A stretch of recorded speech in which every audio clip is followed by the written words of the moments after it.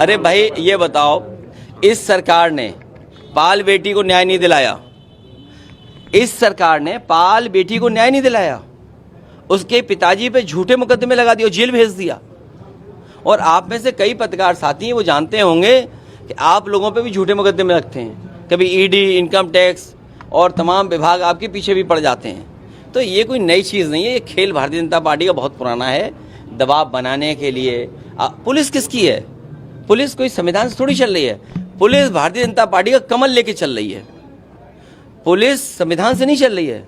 Police Bharatiya Janata party का कमल चुनाव चिन्ह लेके चल रही है। अब समझ लो क्या न्याय मिलेगा आपको।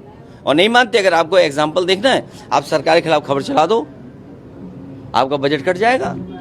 ज्यादा खिलाफ दिखाओगे एफआईआर दर्ज हो जाएगी, और ज्यादा दिखाओगे तो पुलिस उठा ले जाएगी, और ज्यादा दिखाओगे तो कोई ठोक देगा आपको। मिनिस्टर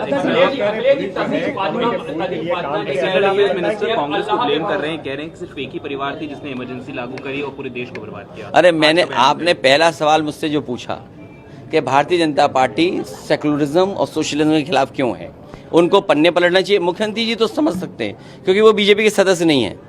देखिए, मुख्यमंत्री जी अगर सोशलिज्म के खिलाफ हैं और सेकुलरिज्म के खिलाफ हैं तो हम एक बार को इसलिए मान सकते हैं क्योंकि बीजेपी के वो सदस्य नहीं रहे। पार्टी के स्थापना के समय पर भारतीय जनता पार्टी के वो सदस्य नहीं थे और ना वो रहना चाहते हैं। वो तो मजबूरी में है क्योंकि उन्हें चुनाव लड़ना है, मुख्यमंत्री बनना है। भाई आपको सिंबल अगर चाहिए कमल का तो आपको सदस्य होना पड़ेगा।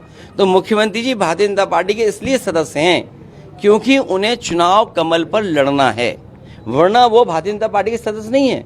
इसलिए मुख्यमंत्री जी की बात तो मैं समझ सकता हूँ कि उन्हें सेकुलरिज्म सोशलिज्म पढ़ाने, क्योंकि स्थापना के समय पर उन्हें कोई इंटरेस्ट बीजेपी से नहीं था।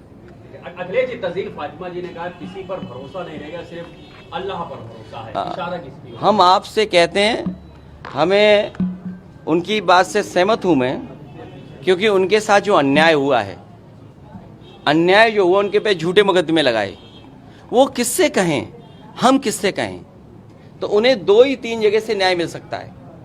सरकार बदले तो न्याय मिलेगा, कोर्ट मदद करे तो न्याय मिलेगा, कोर्ट से न्याय मिलेगा, और तीसरा भगवान और ऊपर वाले से न्याय मिलेगा। और हम सब हिंदू भी हैं, मुस्लिम भी हैं, हम सब जानते हैं जब अन्याय होता है तो ऊपर वाले की लाठी समय पर पड़ती है। सवाल है, नोएडा में 60 से ज्यादा महिलाओं को बंधक बना के रखा गया। हाँ सर, ये ओल्ड एज का मामला है, बहुत बुरी हालत में महिलाएं थी। देखिए, ये भारतीय जनता पार्टी के लोग किसी को खुश नहीं रख सकते हैं। इनका बजट रहा होगा पता नहीं, इन्हें कोई परवाह नहीं है।